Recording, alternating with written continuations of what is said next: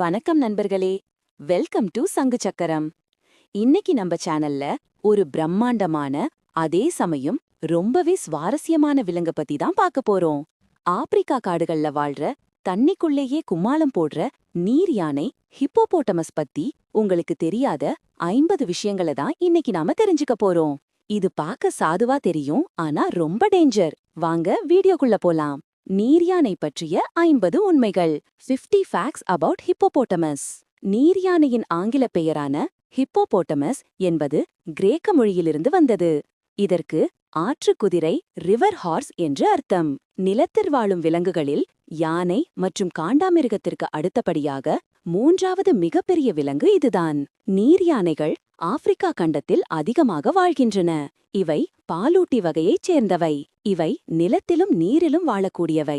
Semi aquatic. உடல் அமைப்பு, பாடி features. ஒரு ஆண் நீர் யானை சராசரியாக 1500 முதல் 3000 கிலோ வரை எடை இருக்கும். இவற்றின் தோல் மிகவும் தடிமனாக இருக்கும், சுமார் 2 இன்ச். இதன் கால்கள் குட்டையாக இருந்தாலும் உடம்பு மிக பெரிதாக பீப்பாய் போல இருக்கும். நீர் யானையின் கண்கள், காதுகள் மற்றும் மூக்கு எல்லாமே தலையின் மேல் பகுதியில் இருக்கும். தண்ணீருக்குள் இருக்கும்போது பார்க்கவும் சுவாசிக்கவும் இது உதவும். நீர் யானையால் தனது வாயை 150 டிகிரி அளவுக்கு அகலமாக திறக்க முடியும்.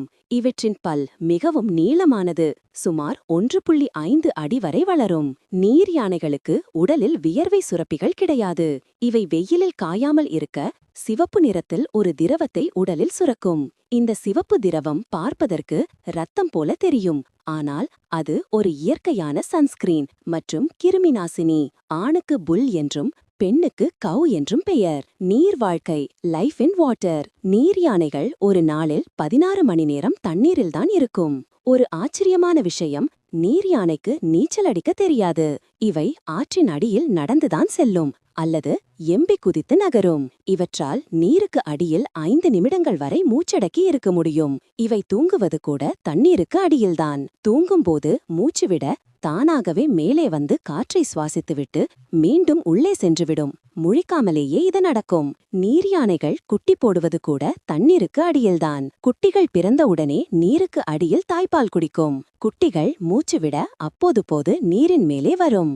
கோடை காலத்தில் உடல் சூடாவதை தவிர்க்கவே இவை நீரில் இருக்கின்றன.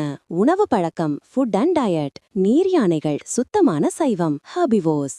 இவை பகல் முழுவதும் நீரில் ஓய்வெடுத்துவிட்டு இரவில்தான் சாப்பிட நிலத்திற்கு வரும். இவை முக்கியமாக புற்களைதான் உணவாக உண்ணும். ஒரு நீர் யானை ஒரு இரவில் சுமார் 35 முதல் 40 கிலோ புற்களை சாப்பிடும். இவை